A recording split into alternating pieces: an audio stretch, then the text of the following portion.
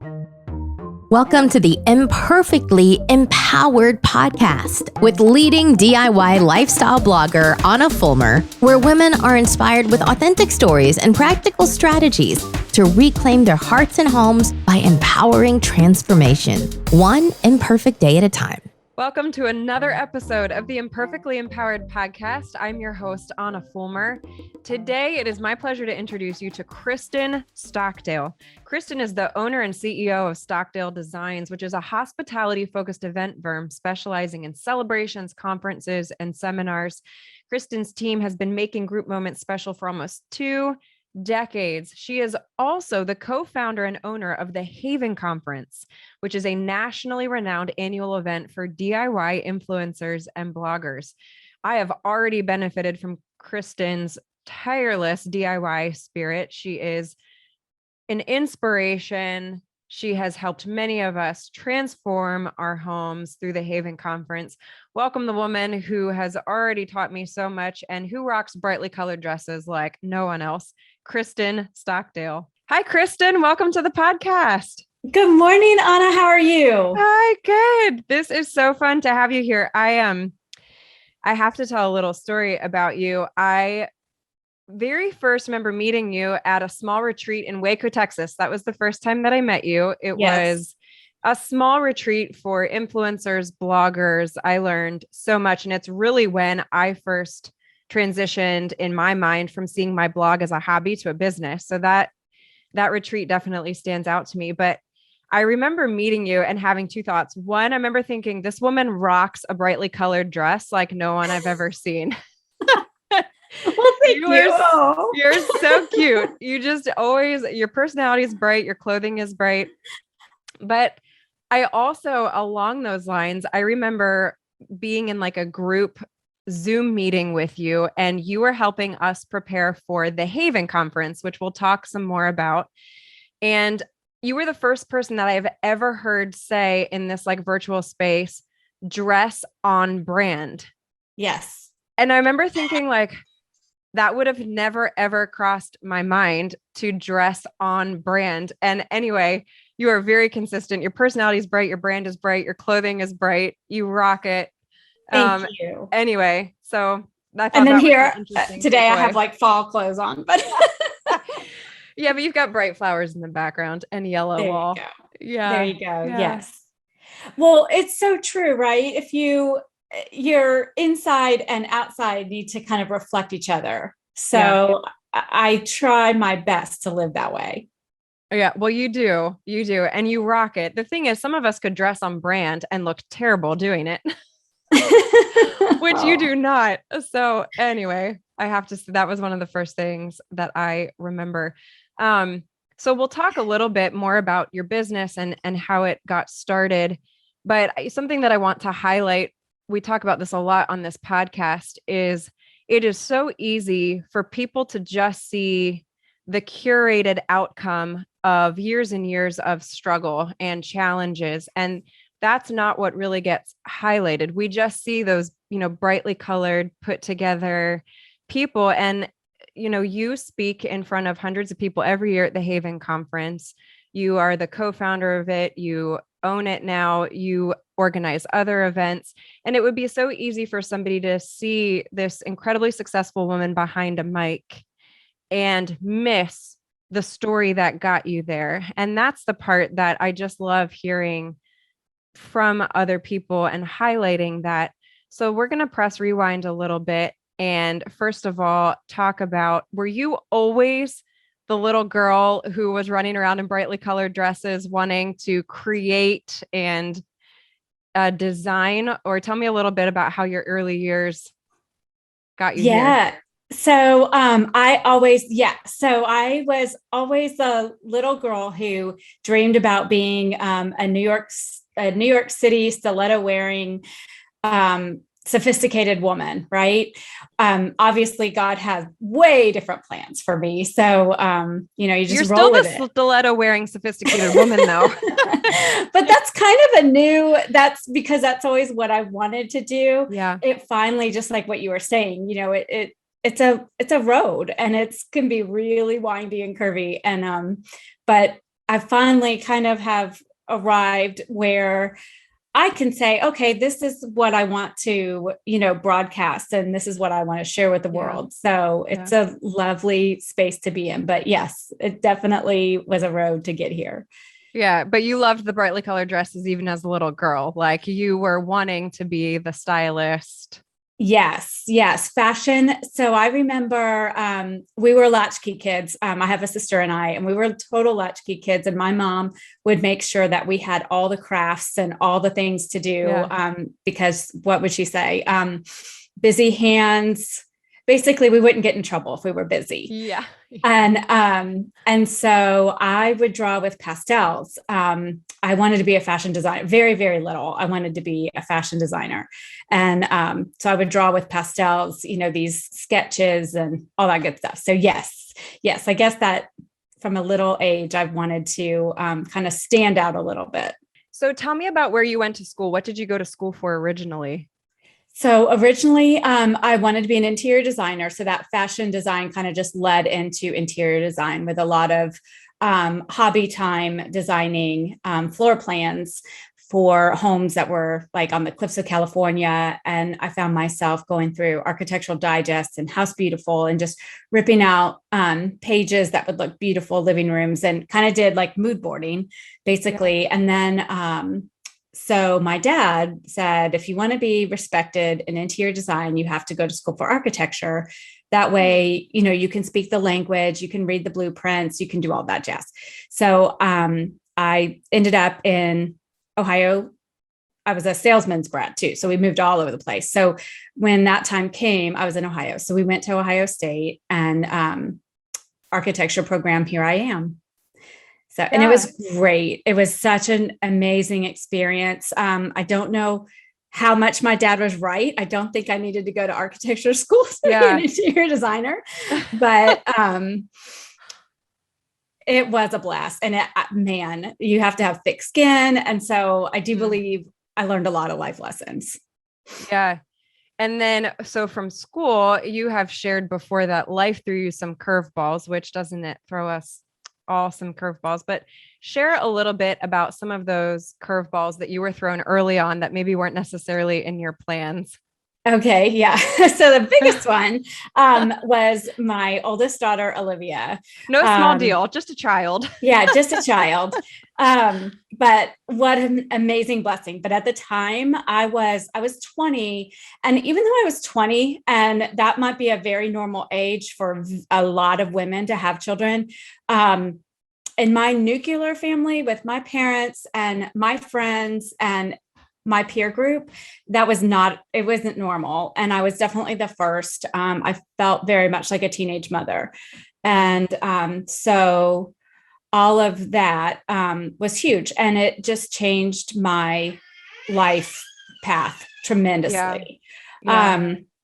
Definitely at the time, and I would say for the first couple months of Olivia's life, the future was just very, very unknown and scary. But then, just as you go and as you have faith, things start to happen. And I transitioned schooling to, I moved down to Georgia. That's where her daddy, I met him during a summer at home. And so I moved down to Georgia. Mm-hmm. And so that led me into a technical program because I did not want to stop being a student. Were you still in school when you got pregnant? Okay. Yes. Yeah. So you're still in school. What year were you in college? Junior. Yeah. So I was in the program. Oh yeah. Yes. Yeah. Yes. And such not a expecting to get pregnant. What's that? I said, and not expecting to get pregnant. That was not part of, right? No, not at all. That's a lot. Yeah. Not at all. I was on my way to New York City as far as I was concerned. Yeah. Yeah, it's a lot. So, and then moving down to Georgia, never living in the South. And because we were poor, we were very young children, basically uneducated. We moved up to a small town named Dahlonega, which at the time, so this was 27 years ago, 28 years, no, yeah, 27, whatever. Yeah. I'm not counting, somewhere around there. It was right. It was not the quaint, cute little I take that back. It is still and was a cute, quaint town, but now it's kind of more hip. Yeah. It wasn't then. I get so that. I was a total fish out of water. But I found myself studying horticultural design, which I did not realize how much I had a passion for gardening. And then that translates into like my mental health. Now I go outside and garden whenever I just need to think. I need to respond to something that I'm not comfortable responding to, that kind of thing. I found being outside and digging in the dirt is my place. Were you in a horticulture program, or was it more? Oh, you were in a horticultural program. Yeah. So I transitioned from Ohio State to a local tech school. Gotcha. So, yeah, that does something to your psyche too. So my whole mind was just like, you are the biggest loser on the planet. But it, now, like, even then, I mean, I kind of transitioned out of that mind frame, right? But looking back at it now, I'm so grateful. Yeah. Well, and there's probably, I mean, correct me and feel free to make sure I'm not speaking words that aren't yours, but I feel like there could be a sense of almost shame and a feeling of, I think there's so many of us, especially if you have dreams and you're the type of woman that is like a go-getter and you have these ideas of what your sense of worth will look like, how it will play out. Like, I will be successful at X, Y, Z. And it's almost like you're proving not just to yourself, but to other people. And then all of a sudden that gets, you have to take like a pretty severe, sharp turn the other direction. Talk to me a little bit about, because I think there's a lot of people listening, even if you're not in your 20s, I think this can happen to us in our 30s, in our 40s, in our 60s. I think at any age you can wrestle with that sense of almost feeling ashamed that you're not fulfilling, the dreams that you set out to fulfill, or sense of like, am I enough? What's my sense of worth? Talk to me a little bit about that mindset that you experienced then and how you started to kind of conquer that challenge. Yeah. Oh, I love that question. Okay. So definitely I was full of shame. And like I said, the expectations and disappointment from my parents were not hidden from me. And, we were such a tight family. So I had a lot of that shame riding on my shoulders. Plus my peer group, I was so embarrassed to even tell them. So moving down to Georgia, I just basically left. So then fast forward, a couple years, and my in-laws loved me. The girl's dad, we were married, and he really gave me the confidence to be creative, which was nice. So just leaning into that creative part of me really started mending my mind back. And then fast forward about 5 years after Madison, maybe 6 or 7 years, we planned to have another daughter. So 2 years after Olivia, we had Madison. And then when she went back to, she started public school, I went to start work I apprenticed underneath an interior designer. And another woman. So woman to woman, is amazing the impact we have on each other. And she really, for about 6 or 7 years, I lived with a very real sense of shame. And then she just poured into me quite a bit and confidence. She gave me the confidence. I would draw up plans. I would create mood boards. She rarely didn't like what I did. And if she didn't like it, she would give creative criticism and not, it wasn't bad. So I really am abundantly grateful to her. Along with that was a beautiful Bible study that I started taking with Beth Moore. And she talks all about shame. And what's the Bible study name? Do you remember it? Oh gosh, I knew you'd ask that. I'll have to get back to you on it. Yeah. Let me know. I'll make sure it's in our show notes. Yes, I definitely will. It was beautiful. It's a Beth Moore. I'll let you No know. worries. Yeah. But that was super helpful. So then, and that was probably only 10 years ago. I mean, it was relatively new in my life. Tell me really quick, out of that Bible study, do you have any memory? Like, were there things in particular about shame that were kind of breakthroughs for you? Like, were there truths communicated that you can think of off the top of your head that for somebody experiencing that now, what did you take away from that Bible study that you could offer somebody who's maybe struggling now? Basically, that it is not up to society we're wearing a jacket of shame that society has put on us. God, on the other hand, if we're going to be his light, we need to wear the crown that we are deserving of. And that, like, his love, oh, I'm going to cry. His love is so beautiful. It will, you can just shed that jacket that society is making you wear and put the crown on, you know, because you deserve it. And we all do. We as women, as men, you know, everybody deserves to wear our crowns. That's beautiful. I love that sense of what's interesting too, is I think sometimes like we almost hold on to the jacket. It's like, we don't even know what it's like to take it off. We're almost afraid to live without that shame. And I love this idea that you often don't feel worthy of the crown.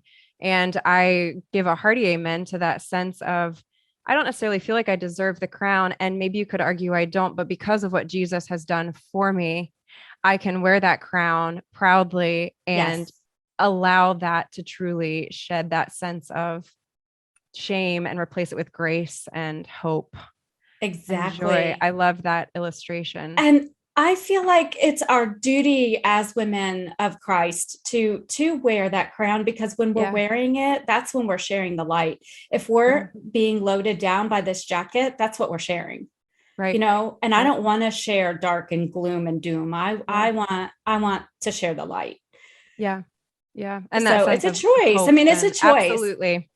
It's So it's like everything. You wake up in the morning and you can decide to get dressed for the day or wear your sweatpants all day long. Like, you make the choice. And so you have to wake up and decide, are you going to put on a jacket of shame and, you know, sadness and hopelessness, or do you put on the crown? Exactly. And it's not up to my next door neighbor to tell me what I get to wear. It's up to me. And that truth being up to me is liberating, you know, and you find yourself, this is a little bit of a tangent, but once that really seeps in to be a truth, you no longer care that you know, Jody is driving the Porsche. Amen. Like, you don't want it. You're happy with, you know, the Honda that's in the driveway. And it is amazing once you truly feel that, how just abundant our lives are. It's just crazy.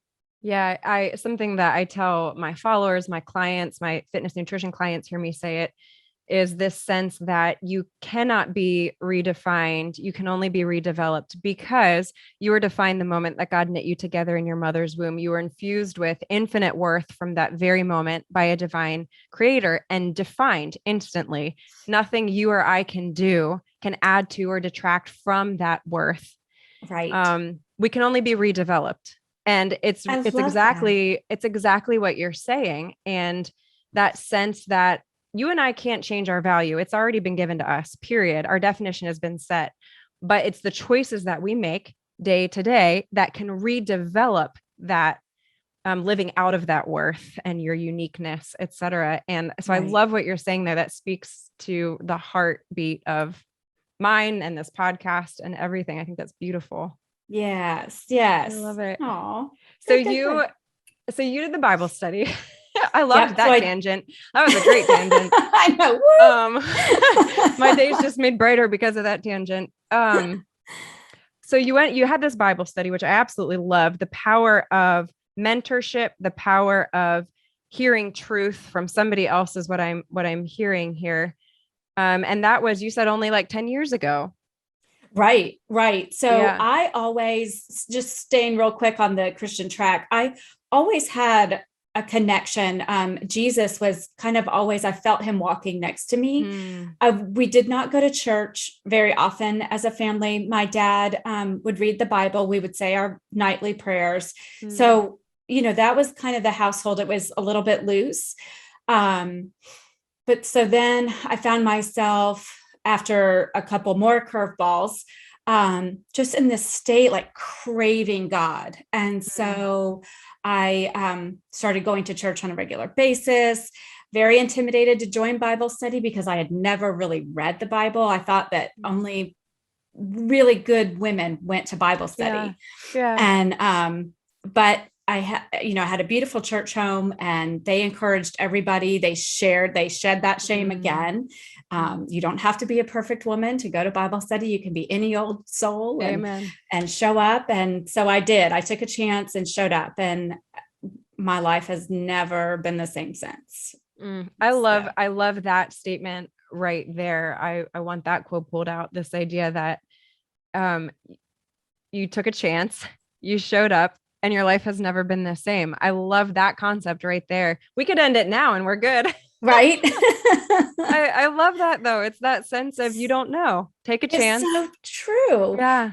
And I think that's, it's just so true with anything in life. Yes. You have to, if you're motivated to change, and if you want to change, you have to show up. You have to show up for yourself, because no one else is going to show up for you. And I think that's what I always was kind of depending on somebody else to come into my life and change my world, and as soon as you know that you actually have the power to just go to a Bible study, or go take a class, or go to the library. I mean, there are so many free resources as well. So you don't have to spend the $179 on a class to learn how to, a water symposium or water garden. Right. You can go to the library. And so it's just, you just have to show up in some way for yourself. How did you translate that into then the business that you're currently into? Because you clearly showed up. Yeah. So, okay. So just getting back to that moment that I was apprenticing in the interior design office. So that then led me to open up my own shop. About 3 years into that, had my own shop for a couple years. Divorce from the girl's daddy came along, and I could not, I'm sure that if you've ever owned a brick and mortar, it is stressful, and it's like highs and lows. There's so much responsibility financially. Yeah. I couldn't be the PTA mom, run a shop, be a full-time interior designer. I just couldn't do it all. So the shop unfortunately failed. That's another roadblock, as I felt like I failed. Yeah. And, my sweet mom at that moment, she was like, if you never fail, you have nothing to make a comeback from. I love the quote that you just said from your mom. If you never fail, you have nothing to make a comeback from. Yes. That should be like a line in every movie, like sports movie I've ever seen. I love that line. And coming from my mom, which, I always wanted to impress her, was huge in my road to mending that sense of failure. So then, with that shop, I retained my interior design clients, and then they started hiring me for their weddings or their 50th anniversaries. And then I had one gal who hired me for her corporate Christmas party. And that was where the ball. That was it. Was it. I put like 7 DIY ornaments and Christmas trees together in my garage around the clock, getting them ready to go. I designed a whole Christmas circus tent. I designed like 7 different woodland elf trails for the kids to find Santa. I had the best time. That's an amazing party. Oh my gosh. It was. I had a huge budget. What a business party. Yes. It was awesome. And that changed that. I knew I was where I was at. So it was like a long curvy road, it's like fashion design, interior design, architecture, to event design and planning. And I love the logistics. I love the design, everything about an event. I love it. I cannot get enough of it. Yeah. So I here love that. Here you are. I love that. We are going to take a quick break. And when we come back, we're going to play This or That with Kristin. And we're also going to hear her expert advice on event planning and how you can make your moments more special. And we're going to highlight some of Kristin's amazing. I'm going to tell you one way that you can make events more special that I have watched Kristin do, having been at the Haven Conference. So all that when we come back from this break. You have tried it all. Worried you will never lose the extra weight or reclaim the energy you once enjoyed? Want to achieve fat loss without spending hours in a gym or eliminating entire food groups from your diet? Well, now you can. In the virtual Faster Way to Fat Loss with Anna, my 6-week fitness and nutrition program, you will learn how to pair effective 30-minute workouts with all-natural, evidence-based nutritional strategies to leverage what you eat and when you eat to reset your metabolism and burn fat fast, even that stubborn belly fat. I am a dual certified nurse practitioner passionate about teaching sustainable strategies to promote fat loss and prevent disease. I have cheered on thousands of clients who have done just that with the Faster Way program. In my 6-week program, the average client currently sheds 7 inches of body fat. 93% report more energy and 89% state that their mental health has improved. 100% of clients report they feel this program is sustainable. Curious to try the program but not sure if the strategies will work for you? Try the Faster Way strategies for free.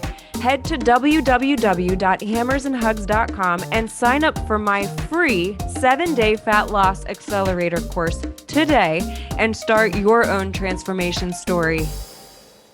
We are back here with Kristin Stockdale. Kristin, we're going to play This or That. You'll get 2 choices. You don't have to think about it that hard. They're not super life-altering questions. Okay. M&Ms or Skittles? Well, maybe they are. This is a big deal. M&Ms or Skittles? Skittles all the way. Candy or baked goods? Oh, totally depends on the candy, but not chocolate, candy. Truth. Okay. Which is harder, planning a charity event or planning a conference? I would say a charity event. That's a lot of pressure. Yeah. What's been your favorite charity event that you've done? I have done a gala that was like a derby inspired. Oh, that was a lot of fun. All the Honestly. women in their big hats and I love that. yes. I love that. Channeling My Fair Lady. Yes. Okay. Paper planner or digital calendar? Digital calendar. Online shopping or shopping in a store? Online. Amen. Would you rather wear bright pink or bright red? Oh, pink. I love red though. Both of those. Well, That's a you hard look one for great me. in both. That's hard. I knew it would be for you. Flats or heels? Heels. Modern or vintage? Oh, vintage, but I like it juxtaposed with modern, but vintage. Yeah. I'm more comfy and cozy in a vintage space. Yeah. New York or Paris? Ooh, New York. Pedicure or manicure? Pedicure. Yeah. Amen. I had somebody the other day tell me they get pedicures, but without the foot massage. What's like, the point? Correct. I'm like, what is wrong with you? Give them to me. Give them to me. I feel like I should get some sort of voucher that says this person did not get their foot massage and I want to. Right. So you get the extra 10 minutes. You need a little coupon. Seriously, who are these strange people? Oh my goodness. Well, I love event planning. I joke to my husband that I want to get married again, just simply so I can plan another wedding. I mean, I'm happy to get married to him again. I don't need a new guy. Let's just be really clear. Not a new partner, just a festivities. I just want to plan another wedding. But so we have 2 girls. So thankfully that is, hopefully in my future. Solid. Yes. Yeah, exactly.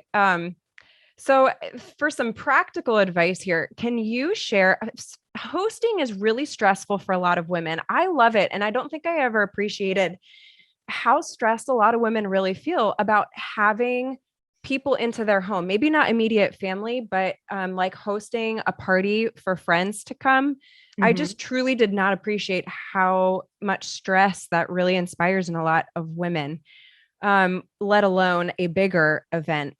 Can you share with us some of your top tips kind of event planning 101 and how to make it less stressful and more enjoyable? That is a loaded question, but can you think of anything that comes to your mind to help women listening who that might be like, oh my gosh, hosting sounds terrible? Immediately, if you have any kind of additional space in your home, set up a folding table.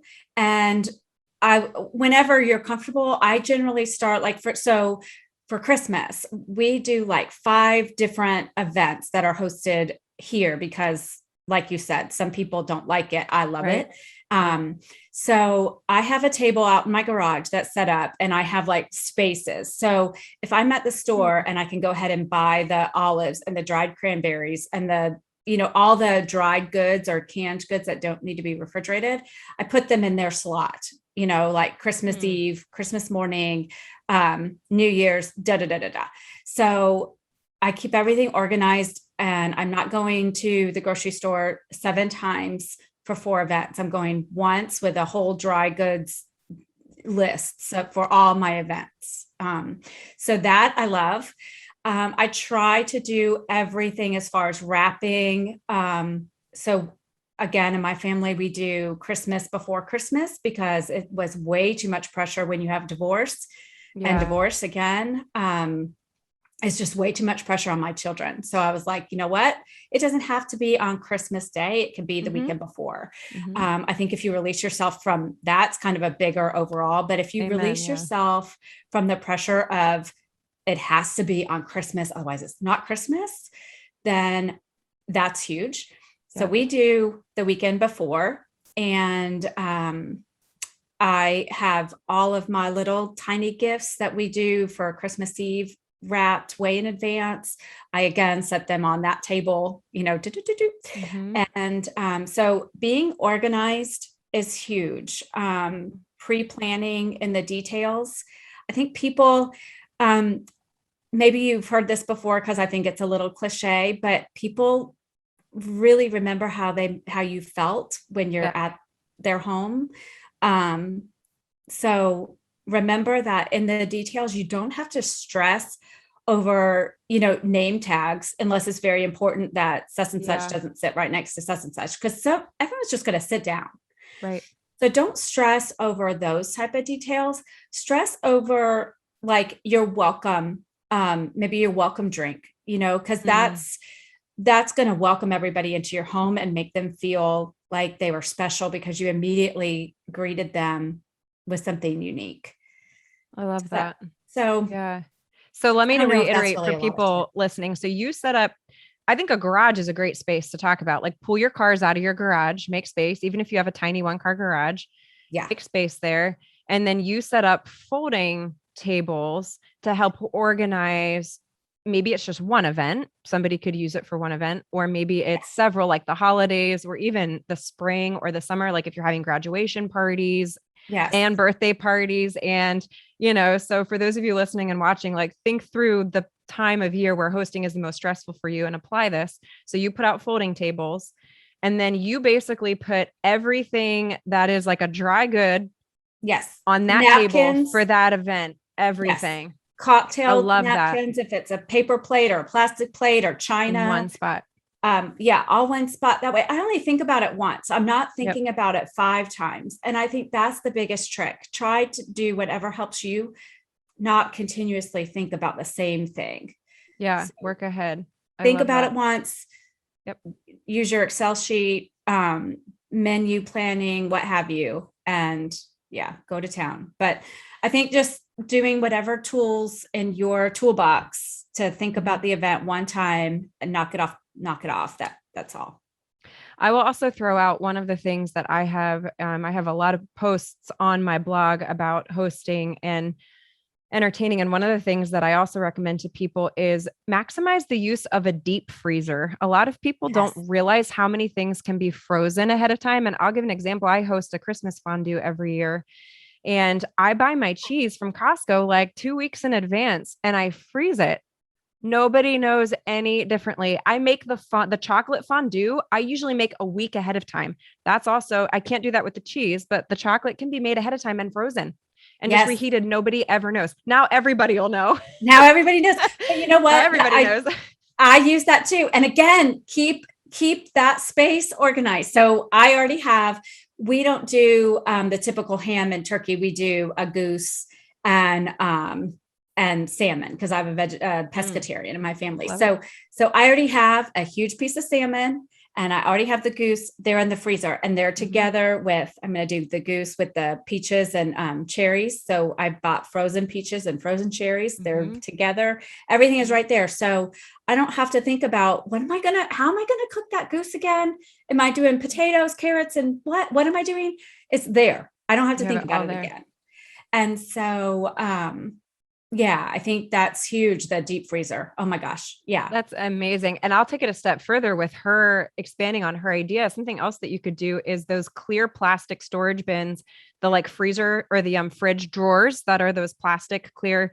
That's something else that you could do is like Kristin's saying, she organizes her ingredients in the freezer. You could do the same thing in your fridge. Again, if you're really stressed out, like get one of those plastic drawers, put it in your fridge, and then have all the ingredients that you need, for whatever dinner in that one drawer and stack them up, label it dinner. It's that idea of bundling.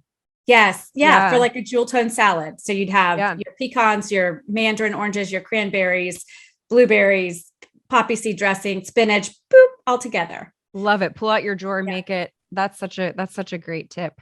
And then I also want to highlight what you just said, that people remember how they feel when you come into your home. And I actually just did an article for American Farmhouse Style. I met them at the Haven conference and was really honored to be featured. And one of the things that we talked about is the idea that home decor is less what you see and it's more how you feel. Yes. It's that sense of when you walk into a home, it's not just about what you are seeing, but it's about how you're feeling. So it's a multi-sensory experience. And at the end of the day, you could have the ugliest couch in the world, but somebody could leave your home feeling like that was the coziest, most welcoming home I've ever been to. And that's the point of home decor.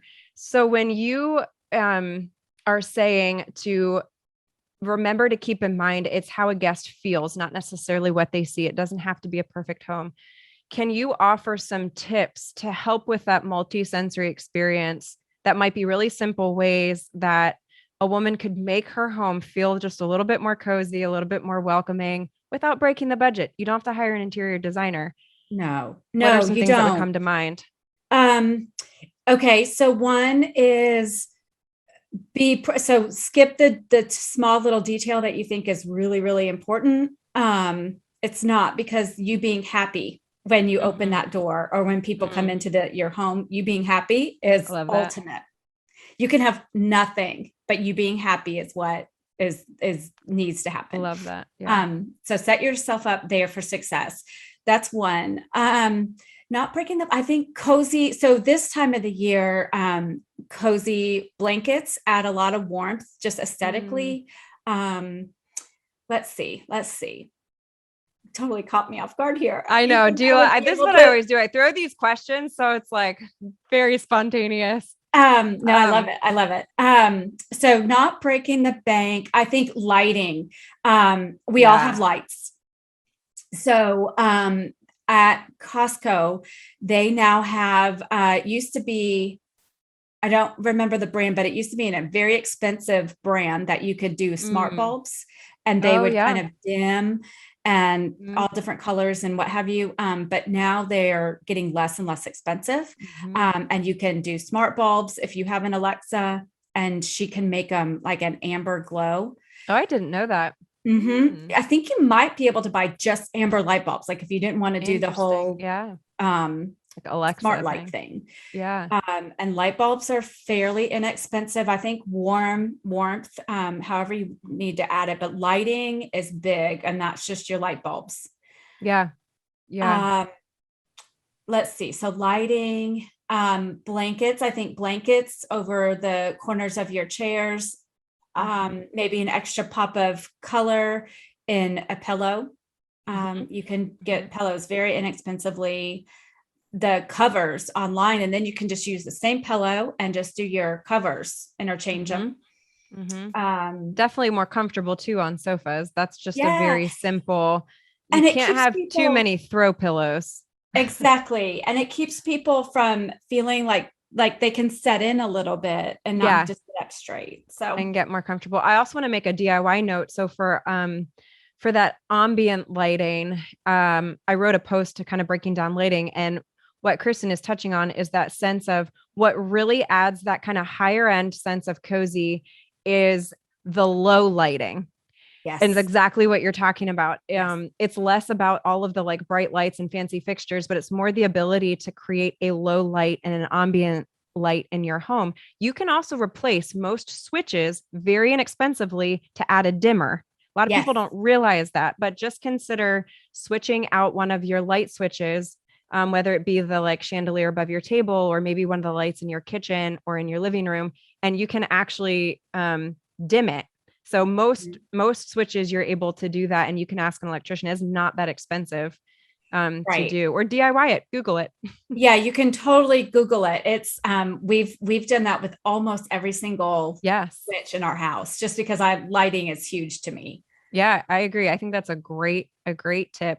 Another thing that comes to mind is music is like one of the easiest ways.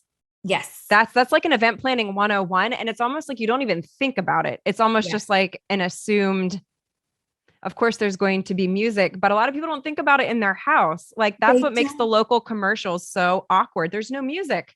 Exactly. There's no music. And then you don't even think about how much a low background noise inspires organic conversation. That's so true. Otherwise, you're sitting there in this awkward, very silent conversation, and then you feel pressure, and the pressure is what kills it, you know? Yeah, that's so true. I've actually never thought about that. That is true. It kind of takes some of the pressure off. Exactly. Yeah. It's no longer awkwardly silent, or like all of a sudden a great song comes on and you're like, oh my gosh, I love this song. And then that spurs on the conversation. So it is. That's true. I love that. Yeah. Candles. Another easy way. I love candles. Yeah. Oh, and me too. Those remote candles are getting extremely affordable now too. Mm-hmm. And the like light flickering. Yes. They look pretty real. If you I should never do this again. I don't know what this was. Yeah. I knew. Pretend I didn't do that. That's very weird. Yeah. Those ones. Those light flickering. I love them. I love them. Yeah. I was actually at a little, this was several years ago. My husband and I took a Christmassy bed and breakfast stay in downtown Baltimore. And when I walked in, I instantly felt this sense of like, this is the coziest room I've ever been in. And I realized all he did was he simply layered tons and tons of those candles of all different like pillar heights in between Christmas decor. Yeah. Like they were everywhere. It was the simplest thing. And you could do that on a side buffet, like just put like red and green or whatever season it is. Those little lights are perfect and there's no flame. Right. Yeah. Right. Those are a great idea. Exactly. There's no worry about somebody reaching over on a buffet to get their food to burn themselves and what have you. So I think it adds an amazing amount. Yeah. What about with kids? Do you have any like tips for people with kids? Are there things that you think about? Like if you're hosting a bunch of people and there's kids included, does that change how you? a little bit. No, not really. So we always have children around, always. And so I lean a little bit more towards like that warm masculine elegance. Like that's kind of my style. So I always lean towards that.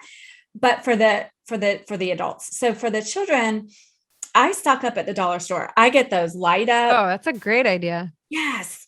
And anytime anything's on clearance, like after Easter, after Christmas, after Halloween, I am the first one in line to get those quarter toys, whatever, because that way I have a basket of all this new stuff that can be totally thrown away because it cost me a quarter after they leave, or they can take love that.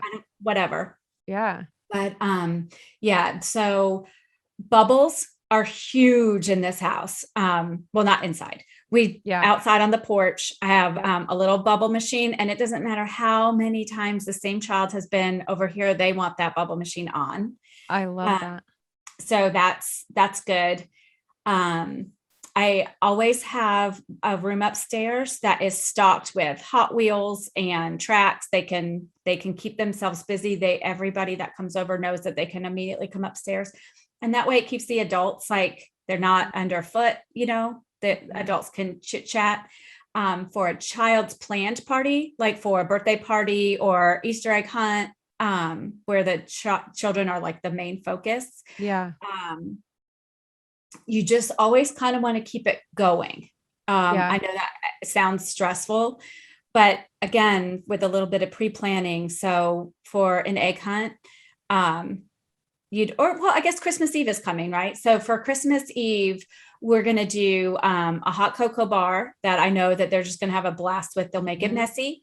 I don't care. And I think that you have to let some things go when children are involved, plastic, nothing's going to be glass. Yes. So we'll do a hot cocoa bar and go outside, sit by the bonfire, sit under a blanket. They'll tell I engage with them and I'll ask them, let's go around and tell our favorite stories of Christmas, that kind of thing. Then we move on to dinner. Now for dinner, I'm going to have garlic mashed potatoes and gravy. For the children, I'm not going to add so much garlic. I'll have the special, recipe on the side for them. And my expectation is for them to engage in conversation. But they're going to be antsy, Yeah. I think setting yourself up with children just for expectations to be realistic. Yeah. I like that balance. I think what you're communicating is this sense of balance where you can still think ahead, pre-plan, have some ideas in mind, or else you do feel stressed. And it's like anything, kids are going to pick up on that as well. And I think that's an easy way to I think about even my parents. When my parents have my kids overnight, they often have ideas of things they're going to do with them. Exactly. And it's not impersonal. Like, don't mishear us. It's not that you're like creating this very structured at 10 o'clock, we do this, 12 o'clock, we do this. It's more like you just have kind of these tools in your tool belt that when they're getting wild and antsy, it's like, you know what, why don't we have Play-Doh time? Exactly. Like have some ideas in mind. It key. That is so perfect. And you already are foreseeing that that's going to happen because it is. Right. And so you have that, you already have it like in those plastic shoe boxes ready in your laundry room or wherever in your garage to pull out immediately. So that way you're not being pulled away from hostess mode. Right. You're actually doing your best hostess moves, Right. I love that. I love that idea. So those little like plastic shoe boxes with the Play-Doh or all the coloring stuff or bubbles or all the dollar store, you can like hit up the dollar store and then organize them. These are the bubbles. These are the coloring. These are the toys that I'm going to chuck as soon as these kids leave. And, STEM projects, I don't know how long STEM has been around, but if you Google a couple of those are fantastic. And they keep those babies busy, and intrigued. So I think that's key too. Keeping them intrigued is key. I love that. They're not constantly coming at you. Yeah. And avoiding the screen situation. Cause then it's always like, we'll just turn on a movie, but at the end of the day, it's like, well, and I have nothing against that at home. Right. I have nothing against tablets, nothing against, any of that. But hey, I only get them for a little tiny, my children are grown. Right. I have my first little grandbaby. Oh my gosh, congratulations. Yes. So that is exciting. 3 months old. Oh my word. Congratulations. Yeah. So I only get these little rugrats for, a couple hours. Yeah. Like once every other week or so. So they don't bother. Like I want to have things for them to do. And I want coming to Kiki's house to be special. Yeah. I think so many of those are really, really great tips. We'll make sure that these are on the show notes too, as well. So that's awesome for hosting within your home. I wanted to really highlight that because most people are not going to plan massive events for hundreds of people. Right. And it's realistic that they're going to be within the home. However, there are some of us who plan events for hundreds of people. And so I talked a little bit about the Haven conference. The bottom line is you co-founded it with several other women years ago, and you now own it. Your company, Stockdale Designs, owns the Haven conference. Yes. And for those of people listening and watching who don't understand, it is specifically geared for DIY decor influencers and bloggers. It is very niched down, and it is amazing. I mean, it is one of really the premier, DIY decor conferences in the country. I would argue people come from all over to this. And I had my first experience virtually. I have this up here in remembrance. I love it. From COVID. And it was very impressive what you guys pulled together virtually. And then last year was my first in-person event, and it is incredible. I mean, the amount of, you have businesses that come in, Home Depot, Ryobi. I mean, there's so many that you're collaborating with and bringing in, not to mention speakers. And then you have mentors. What has been the greatest challenge that you can think of in making a conference like this happen? Can you think of a time that you were like, oh my gosh, I don't know if this is going to happen? I would say, yeah, our third or fourth year, marketing is my big obstacle. And so it was like third or fourth year, tickets weren't we were spoiled. We sold out within like a month, every year before this, and tickets weren't selling.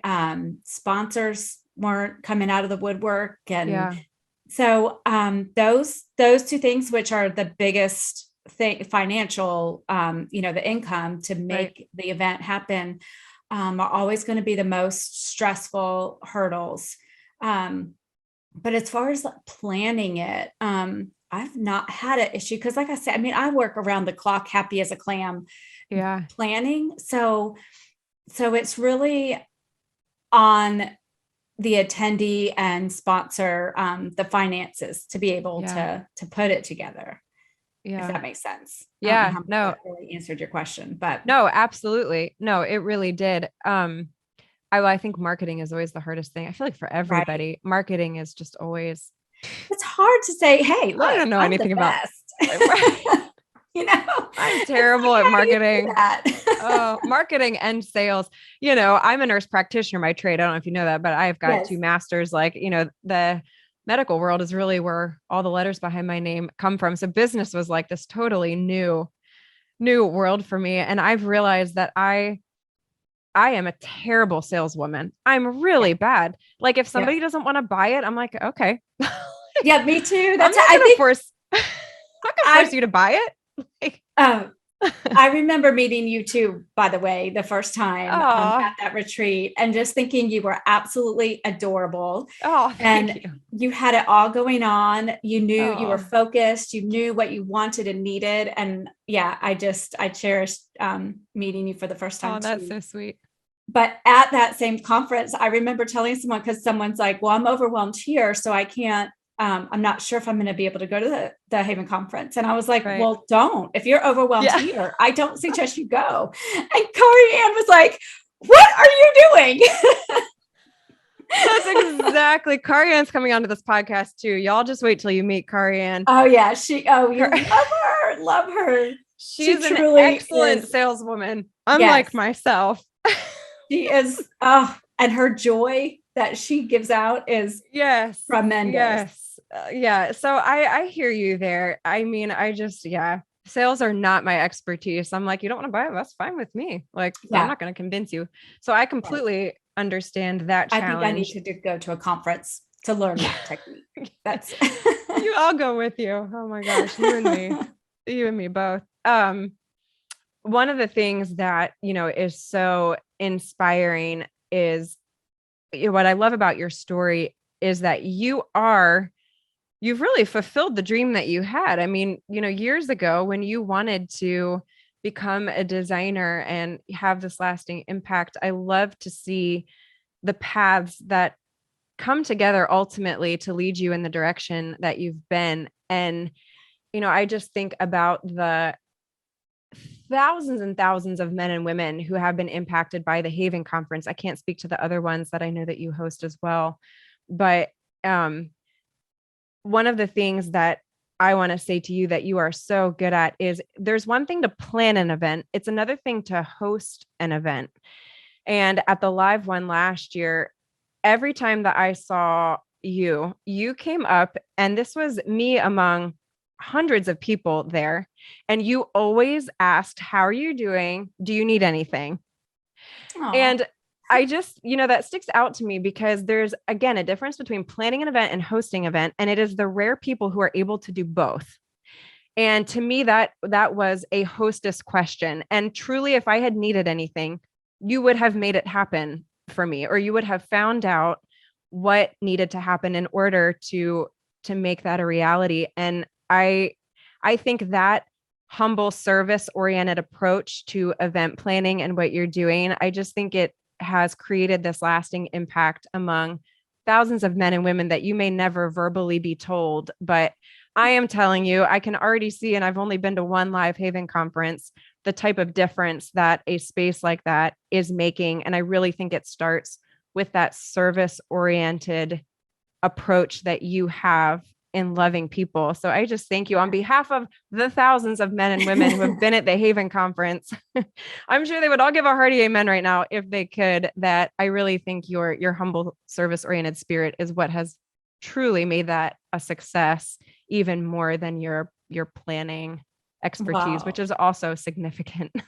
That's amazing to hear. Thank you. Thank you. Yeah. And I appreciate that because I don't even look at it that way. I didn't even know. Yeah. Yeah. So Yeah. thank you. It's easy to be on center stage in an event like that, which you could easily do. And, you're so adorable because Kristin gets up and you can tell she'd rather be anywhere than on stage in front of hundreds of people. Oh yeah. And I would rather be getting you a Coca-Cola. But the thing is, I really think that is what has created that very homey feel to this conference, where it's just service-based. You have started that from the top down. You're there to serve. And I think that trickles down to all of us that are there, that we're there to serve, to teach, and to learn. And that exactly starts right. with you. Exactly right. I think leading an audience comes with a huge responsibility, no matter the size of your audience. And again, going back to being the light, I want to be a role model for people, and I want to give. I just believe in my little corner of the world that will lead to some sort of a utopia. Absolutely, yeah. And you have created that. I mean, people love the Haven Conference.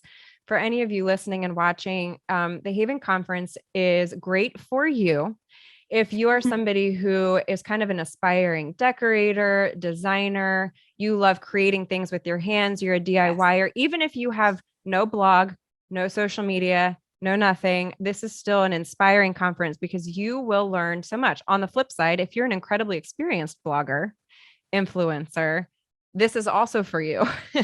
It really is for people of all stages. So www.havenconference.com specifically to check out that conference. And where else can people find you, Kristin? On Instagram at Haven Conference. And me personally, I don't keep up with my page as well as I should, but at Stockdale Design on Instagram. And then the other conference that we do is Workbench Con, and that is at Workbench Con. And Workbench Con is basically very similar format to Haven. It just has more. So the way I kind of, in a nutshell, is Haven is for the person that's going to paint the furniture or upcycle, where Workbench is you're making the furniture. Mm-hmm. So that's kind of the difference in a nutshell, and more vlogging and YouTube than is the blogging. Workbench Con. Yeah. Okay. Yep. And we will have all these on the show notes on the blog at hammersandhugs.com from today's episode. That's www.havenconference.com and www.workbenchcon.com. And we'll have more of Kristin's information there too. Kristin, it has been an honor to have you on here. It really has. You've had, a significant impact on my life already just by all of your hard work and your your tireless DIY spirit. And I pray God's blessing over your home and your heart and just continued success for you. Well, I cannot tell you, I am the honored one, being your guest here and being asked. It's so wonderful feeling. So I really appreciate it. And yes, your spirit and what you're doing is impacting so many. So thank you for all that you do. Yeah. Thank you. Mwah. Thank you so much for joining us for this episode of the Imperfectly Empowered podcast. It is my honor to be here with you. I am so grateful for each and every one of you. If you are watching on YouTube, be sure to click the subscribe button below so you don't miss a show, and leave a comment with your thoughts from today's episode below. If you are listening via your preferred podcasting platform, would you help keep us on the air by rating our show and leaving an honest review of your thoughts from today?